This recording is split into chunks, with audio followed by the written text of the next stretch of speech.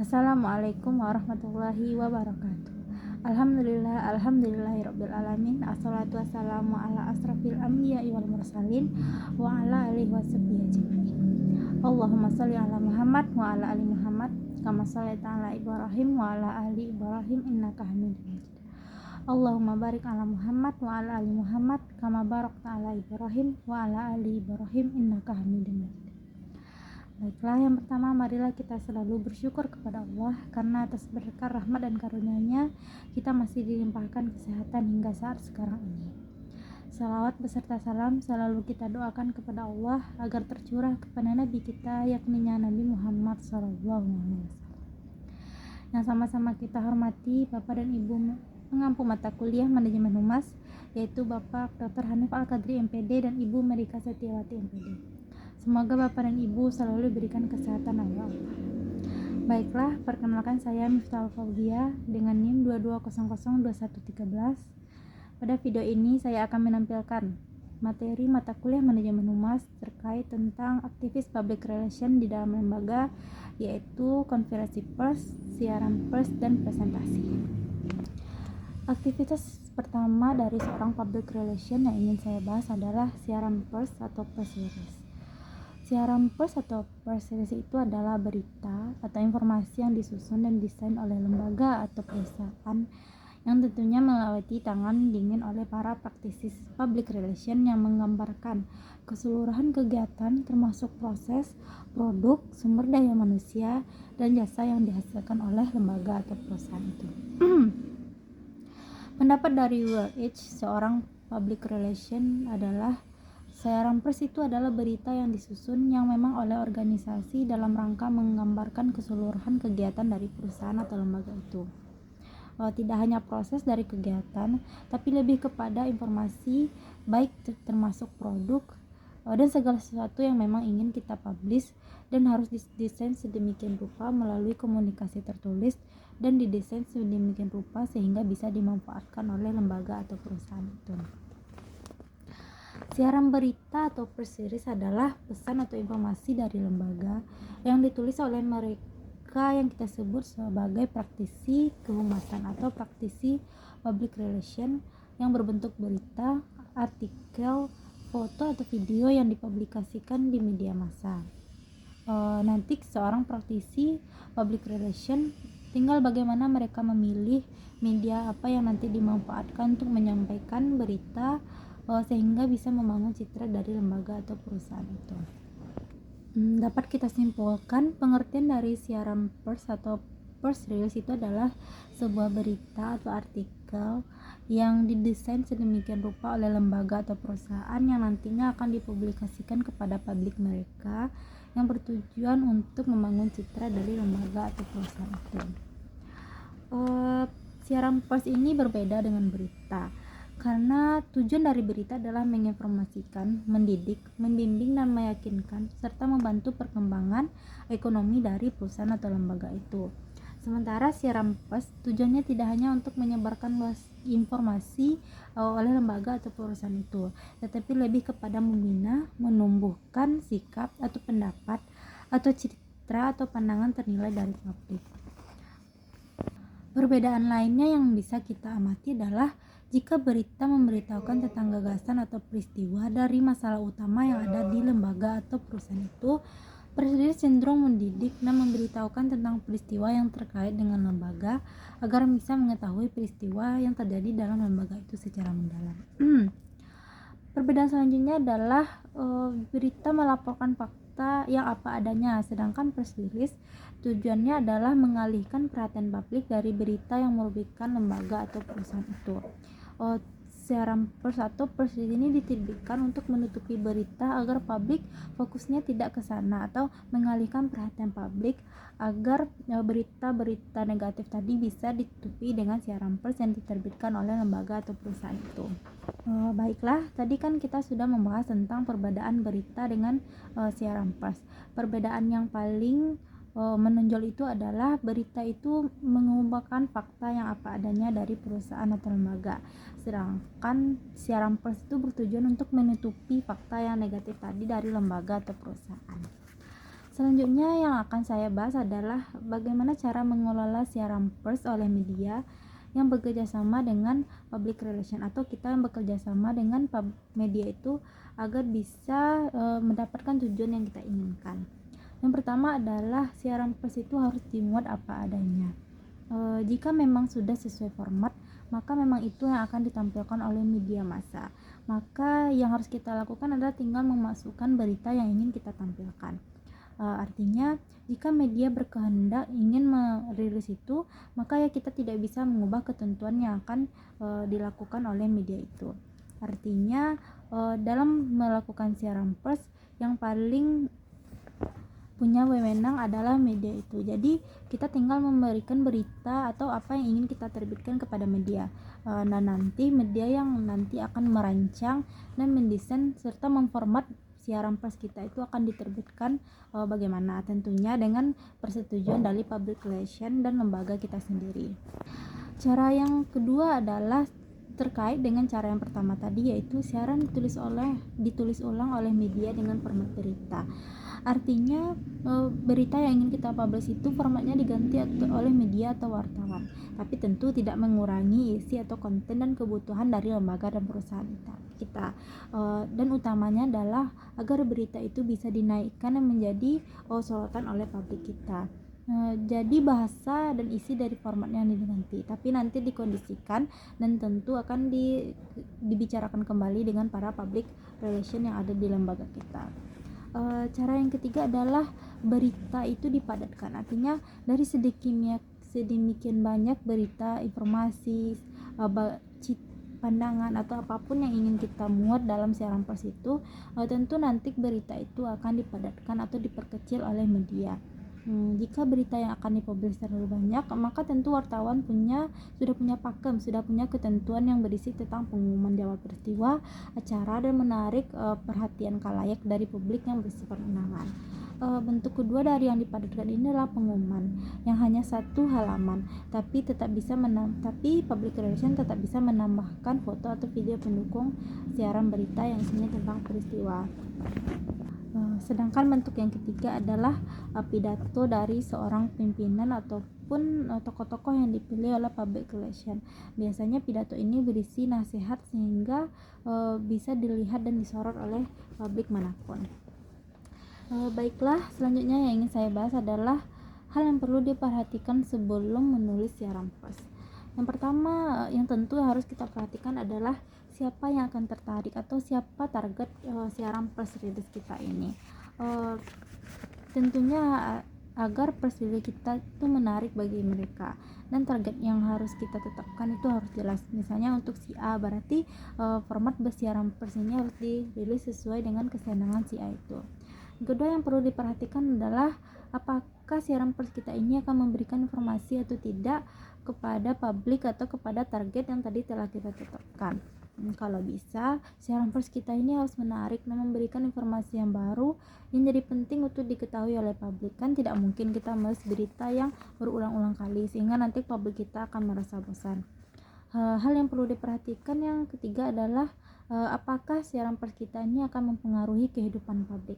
Karena semakin banyak berpengaruh, semakin berdampak kepada sorotan kepada lembaga dan perusahaan kita.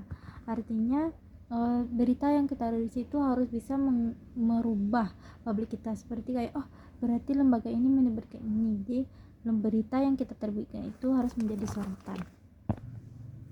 Nah, dalam menerbitkan siaran pers ini, seorang media dan public relation harus menetapkan tanggal atau jadwal yang sesuai, karena kan tidak mungkin kita menerbitkan berita yang seumpamanya akan raib saja ditelan oleh berita-berita yang lebih menarik perhatian publik. Makanya dalam menerbitkan siaran pers ini, seorang media dan public relation harus menentukan jadwal yang sesuai agar nanti ketika berita itu keluar langsung menjadi sorotan dan menjadi pusat perhatian bagi para publik. Selain hal-hal tadi yang telah kita bahas, ada juga beberapa hal penting harus diperhatikan oleh seorang public relation. Yang pertama itu adalah subjek. Subjek ini adalah bidang kegiatan yang akan dikerjakan, dan sebaiknya tidak menetapkan nama lembaga di depan karena sebagai subjek, karena akan menghindari kesan promosi. Tapi bila lembaga yang disorot oleh masyarakat, maka lembaga yang dijadikan subjek menjadi sangat penting. Yang kedua adalah paragraf pertama. Paragraf pertama ini berisi rangkuman keseluruhan tentang isi pesan yang menentukan tingkat ketertarikan publik untuk membaca berita yang kita rilis. Paragraf ini bertujuan untuk memudahkan pembaca untuk tahu tentang apa informasi yang kita rilis. Artinya ketika siaran pers kita rilis itu, tentu para publik akan membaca kata-kata pertama dulu. Artinya di kata pertama ini menentukan berita apa yang akan kita muat, sehingga nanti akan menarik perhatian publik. Dan jika kita gagal dalam menarik perhatian publik dalam paragraf pertama ini, maka berita kita akan raib saja di telan berita yang lain. Baik, yang selanjutnya yang akan saya bahas adalah unsur-unsur penting dari siaran pers atau press release ini. Yang pertama adalah subjek, yaitu dapat berupa cerita lembaga, kapan tanggal perusahaan itu berdiri, keunggulan dari perusahaan, lokasi perusahaan, pesan dan manfaat yang ditawarkan oleh lembaga atau perusahaan itu. Yang kedua adalah penerapan pesan, kegunaan, siapa yang akan menggunakan produk dari lembaga itu atau pihak mana saja yang bisa menggunakannya. Yang ketiga adalah rincian warna, ukuran, bentuk, dan penampilan yang sangat mempengaruhi mata dan keingintahuan dari publik. Artinya siaran pers yang kita rilis itu harus menarik dengan warna dan komposisi yang ternyata bisa menarik perhatian publik. Yang keempat adalah sumber dari mana produk ini bisa kita dapatkan. Kan tidak mungkin kita melakukan suatu rilisan berisi produk tapi kita tidak memberitahukan kepada publik gimana mereka bisa mendapatkan produk itu. Terakhir adalah bagaimana keterkaitan berita itu dengan jurnalis, baik dari judul, tanggal, atau informasi.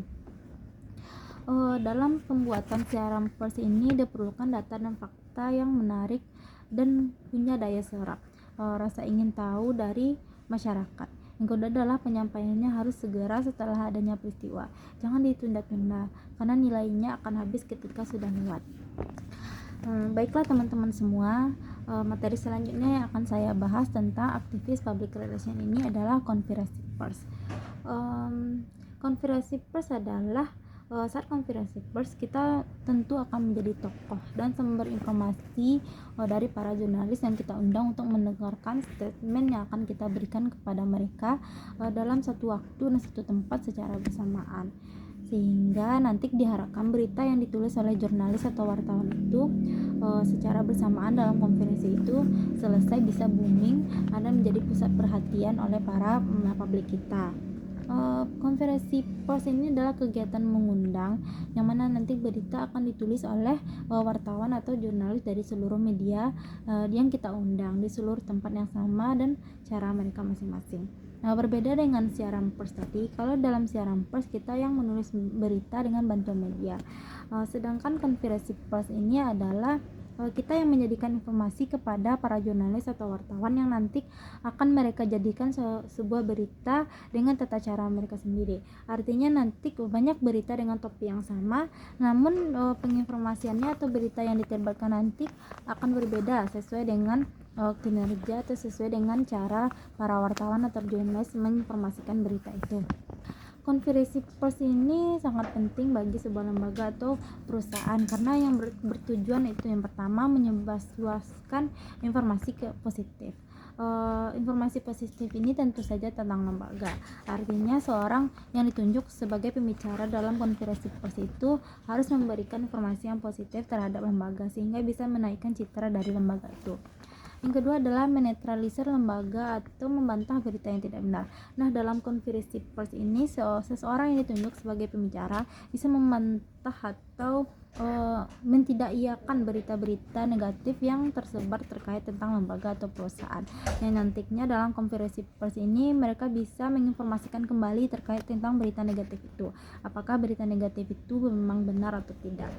Tujuan yang ketiga adalah meningkatkan citra lembaga. Tentu saja konferensi pers ini bertujuan untuk meningkatkan citra lembaga.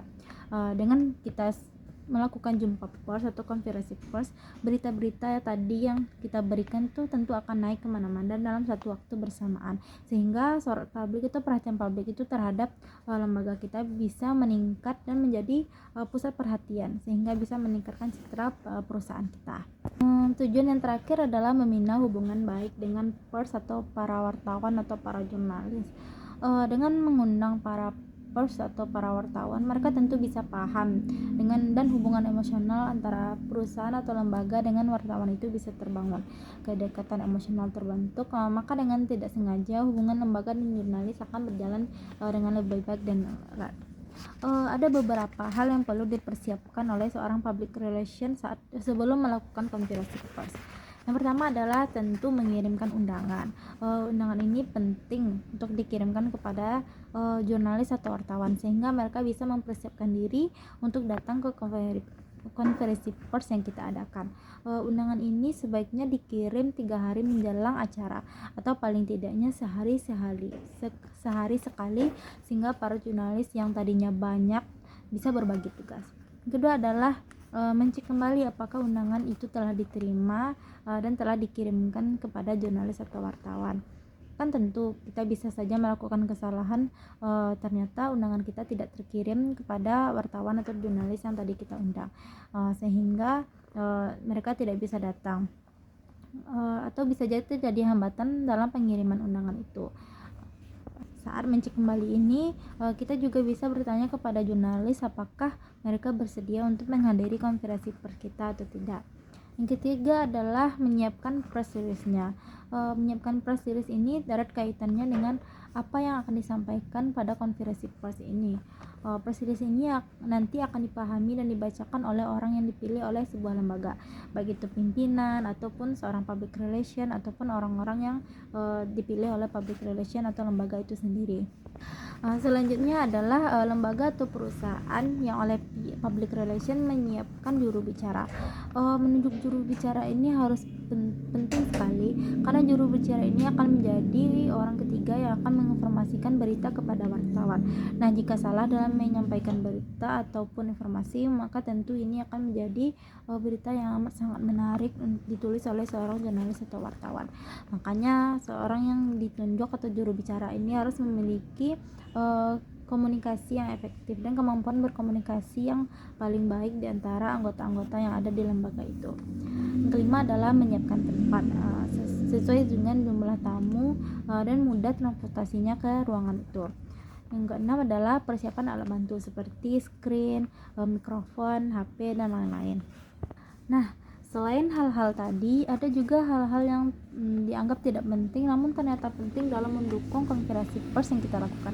Pertama itu menyiapkan makanan penunjang. Tentu jika kita mengundang seorang tamu, kan tidak mungkin kita tidak menyiapkan makanan untuk mengisi perut mereka. Kedua adalah menyiapkan media kit atau souvenir. Artinya ketika para wartawan atau jurnalis telah selesai atau pulang dari konferensi persnya, mereka tetap merasakan acara tadi ketika mereka pulang sehingga nanti akan terbentuk ikatan emosional. Ketiga adalah membuat daftar hadir atau buku tamu. Keempat adalah durasi, diatur secara ringkas karena wartawan itu memiliki waktu yang pendek, mereka selalu dikejar deadline, sehingga dalam konferensi pers itu informasi yang disampaikan tadi harus jelas dan tidak bertele-tele. Yang kelima adalah jika ada pertanyaan yang tidak sesuai dengan topik yang kita berikan di konferensi pers, maka seorang juru bicara itu harus tetap menjawab pertanyaan itu, tapi dengan hati-hati dan baiknya pertanyaan itu tetap mendukung citra dari lembaga atau perusahaan. Yang terakhir adalah jika ada seorang wartawan yang tidak diundang dan ternyata mereka hadir, maka tentu tidak akan kita usir. Kita tunjukkan keramah tamahan kita dengan tetap mengundang mereka masuk ke dalam acara konferensi pers kita itu. Aktivitas selanjutnya adalah presentasi. Presentasi ini terkait juga dengan konferensi pers tadi. Karena konferensi pers tadi kita bicara dengan para wartawan, artinya tentu kita mempresentasikan informasi atau berita dari lembaga kita kepada para wartawan, kepada media, kepada publik yang kita undang tadi. Makanya seorang public relation atau seorang juru bicara yang ditunjuk tadi harus memiliki kemampuan presentasi yang jelas dalam menginformasikan berita ataupun informasi yang ingin mereka sampaikan kepada wartawan atau jurnalis jurnalis yang tadi kita undang ke konferensi pers. Seorang juru bicara tadi harus juga memiliki kemampuan untuk menjawab dengan benar dan hati-hati saat ada pertanyaan yang tidak sesuai topik atau melenceng yang diberikan oleh wartawan ataupun jurnalis. Makanya presentasi ini juga penting bagi seorang public relation dalam sebuah lembaga atau perusahaan. Baiklah teman-teman, sekian materi yang bisa saya sampaikan pada hari ini. Terlebih terkurang saya mohon maaf. Assalamualaikum warahmatullahi wabarakatuh.